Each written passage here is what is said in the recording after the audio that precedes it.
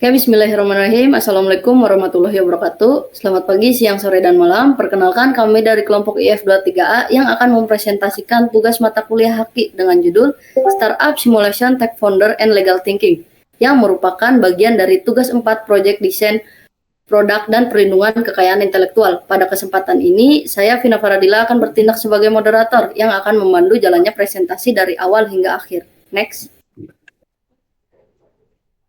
Baik, sebelum masuk ke pembahasan utama, berikut adalah agenda yang akan kami bahas pada presentasi kali ini. Presentasi akan dimulai dari introduction atau pengantar, dilanjutkan dengan identitas startup, analisis terkait hak kekayaan intelektual, risiko hukum yang mungkin terjadi, kontrak sederhana, terms and condition, strategi perlindungan, hingga penutup atau kesimpulan. Dengan susunan ini, kami berharap materi dapat tersampaikan secara runtut, jelas, dan mudah dipahami. Next. Oke, selanjutnya saya akan memperkenalkan anggota kelompok kami. Presentasi ini disusun oleh Abdullah Nur Hadi Krisnamurti, Asia Jaraya Atin, Desti Novianti, Vina Faradila, dan Gita Rohimawati. Kami bekerja sama dalam merancang sebuah konsep startup sekaligus menganalisis aspek hukum dan perlindungan kekayaan intelektual yang relevan. Next. Di sini kami akan memperkenalkan startup bernama Nusa Market dengan aplikasinya bernama Nusa Market App. Platform ini merupakan marketplace berbasis web dan mobile yang fokus pada promosi dan serta penjualan produk UMKM lokal di Indonesia. Nah, target penggunanya di aplikasi ini adalah para pelaku UMKM sebagai penjual serta masyarakat umum sebagai konsumen. Adapun fitur utamanya merupakan antara lain klasifikasi produk lokal otomatis menggunakan metode naive Bayes, dashboard penjual, sistem pembayaran digital seperti e-wallet dan transfer. Yang keempat, review dan rating produk, serta filter produk berdasarkan daerah asal. Next. Selanjutnya ada analisis HKI. Nah, di sini ada beberapa aspek penting, yaitu yang pertama terkait hak cipta. Nah, di aplikasi kami yang dilindungi meliputi program komputer dan aplikasi itu sendiri. Kemudian desain tampilan seperti UI UX serta konten seperti gambar, foto dan juga icon. Yang kedua, apakah ada yang bisa dipatenkan? Jawabannya ada. Yang dipatenkan adalah metode klasifikasi dan verifikasi keaslian produk lokal tersebut karena memiliki keterbaruan atau novelty. Dalam metode yang dipakai yaitu menggabungkan beberapa proses dalam algoritmanya. Dengan analisis teks, pakai metode naive Bayes dan juga validasi karakteristik produk. Yang ketiga, ada terkait merek dagang seperti misalnya merek dagang, nama dan logo Nusa Market ini bisa didaftarkan sebagai merek. Namun ada beberapa potensi konflik, yaitu namanya mirip dengan marketplace lain seperti misalnya Tokopedia ataupun Shopee. Dan kedua, logo terlalu mirip dengan brand lain, serta yang ketiga, nama sudah dipakai pihak lain di DJKI. Next. Baik, selanjutnya kita akan masuk ke salah satu pembahasan penting dalam proyek ini, yaitu terkait risiko hukum. Pada bagian ini kami membahas beberapa risiko hukum yang dapat terjadi dalam operasional startup. Dari sisi risiko, terdapat beberapa hal yang perlu diperhatikan, seperti adanya kemungkinan produk palsu dari pihak seller, pelanggaran hak cipta khususnya pada penggunaan foto atau konten produk, serta keterlambatan pengiriman yang dapat merugikan konsumen. Risiko-risiko tersebut tentu akan menimbulkan dampak diantaranya menurunnya kepercayaan pengguna, potensi tuntutan hukum, hingga meningkatnya komplain dari pelanggan.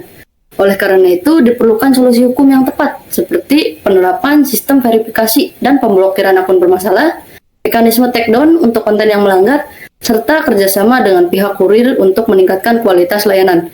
Dengan langkah-langkah ini diharapkan risiko dapat diminimalisir dan kepercayaan pengguna tetap terjaga. Next. Pada kontrak sederhana ini, kita sebagai founder dan developer, namun perannya tetap dibedakan agar terlihat lebih terstruktur untuk proyek Nusa Market ini. Yang pertama ada ruang lingkup pekerjaan. Di sini dijelaskan bahwa pengembangan aplikasi dari tahap perancangan hingga implementasi, yaitu sebagai tugas dari seorang developer. Selain itu, Ia juga membuat fitur utama seperti login, database, dan sistem klasifikasi setelah melakukan testing dan maintenance awal. Untuk lingkup pekerjaan, di sini mengembangkan aplikasi dari tahap perancangan hingga implementasi. Yang kedua, membuat fitur utama seperti login, database, dan sistem klasifikasi, melakukan testing dan maintenance awal sebagai batasan dari proyek yang proyek ini untuk menentukan arah kemana proyek ini berlanjut. Yang kedua ada hak dan kewajiban. Sebagai developer, di sini diwajibkan menyelesaikan sistem sesuai target dan bertanggung jawab atas kualitas aplikasi. Dan yang kedua sebagai founder, menentukan kebutuhan sistem dan mengelola pengembangan arah bisnis ini. Yang ketiga pembayaran. Nah, pada bagian pembayaran ini, karena tidak melibatkan pihak luar, maka pembayaran bersifat simulasi.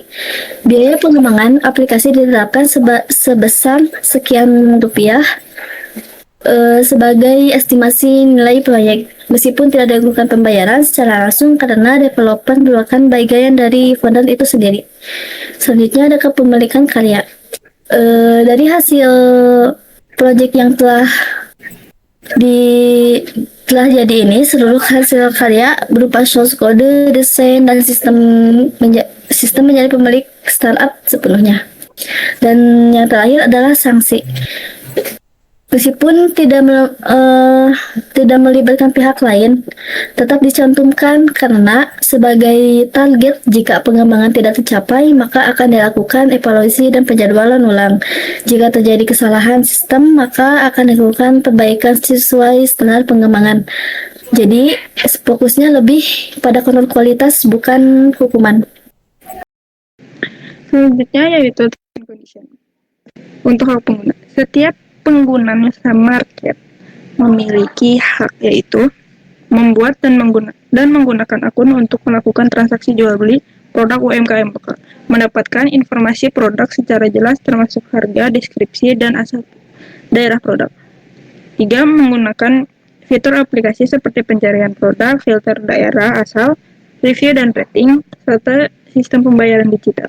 4. Memberikan ulasan dan penilaian terhadap produk yang telah dibeli sesuai pengalaman nyata. 5. Mendapatkan pelindungan atas data pribadi sesuai kebijakan privasi yang berlaku. Terakhir, mengajukan keluhan atau laporan apabila terjadi kesalahan dalam transaksi. Kemudian, larangan pengguna. Pengguna Nusa Market dilarang 1. Menggunakan identitas palsu untuk memberikan informasi yang tidak benar saat pendaftaran akun. 2. Menjual produk ilegal palsu, berbahaya atau melanggar hukum yang berlaku di Indonesia. 3. Melakukan penipuan, manipulasi transaksi, atau penyalahgunaan sistem pembayaran. 4. Memberikan review palsu, ujaran kebencian, spam, atau konten yang merugikan pengguna lain. 5. Menyalin, meretas, atau mencoba merusak sistem aplikasi tanpa izin resmi dari pihak Nusa Market. Terakhir, menggunakan platform untuk kegiatan yang bertentangan dengan hukum, norma sosial, dan etika bisnis. Kemudian, terakhir, batas tanggung jawab. Nusa Market memiliki batas tanggung jawab, yaitu 1. Nusa Market bertindak sebagai platform sebagai perantara antara penjual dan pembeli, bukan sebagai pemilik produk yang dijual. 2. Nusa Market tidak bertanggung jawab atas kualitas, keaslian, dan ketidaksesuaian produk yang dikirim oleh penjual. 3. Segala transaksi yang terjadi menggunakan tanggung jawab antara penjual dan pembeli sesuai ketentuan yang berlaku. 4. Nusa Market berhak menangguhkan atau menghapus akun pengguna yang melanggar ketentuan penggunaan. 5. Nusa Market tidak bertanggung jawab atas kerugian akibat gangguan sistem, force major, atau penyalahgunaan akun oleh pihak lain akibat kelalaian pengguna sendiri. Next. Selanjutnya ada strategi perlindungan. Jadi ini yang strategi agar tadi biar tidak di rip off sama perusahaan yang lain. Yang pertama ada pendaftaran merek dagang dan pengamanan sistem teknologi. Ini basicnya sama buat melindungi aset-aset yang ada di startupnya tadi. Yang pendaftaran merek dagang itu bisa berupa kayak ikon atau namanya sendiri itu agar dilindungi oleh hukum, nanti didaftarkan di DJKI. Kemudian untuk pengamanan sistem teknologi ini juga perlindungan untuk misalnya software ataupun sinematografi dan sebagainya yang berhubungan dengan sistem teknologi agar kerahasiaan yang ada pada startup bisa terjaga. Kemudian yang ketiga akan terlihat keunggulan kompetitif di mana si startup ini akan seperti namanya tadi akan menjadi sebuah tempat niaga untuk produk lokal di Indonesia. Kemudian ada perjanjian hukum dengan mitra yang untuk menguatkan kembali pengamanan sistem teknologi di langkah yang kedua. Jadi biar kerahasiaan yang dimiliki startupnya terjaga.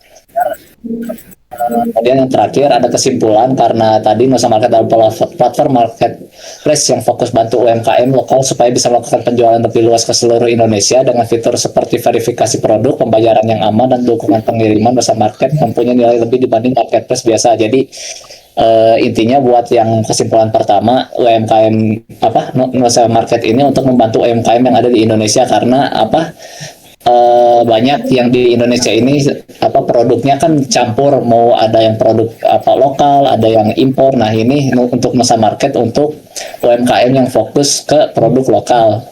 Kemudian dari sisi hukumnya ada Nusa Market tetap perlu melindungi produknya mulai dari daftar merek, hak cipta sampai bikin perjanjian dengan pihak-pihak yang terlibat.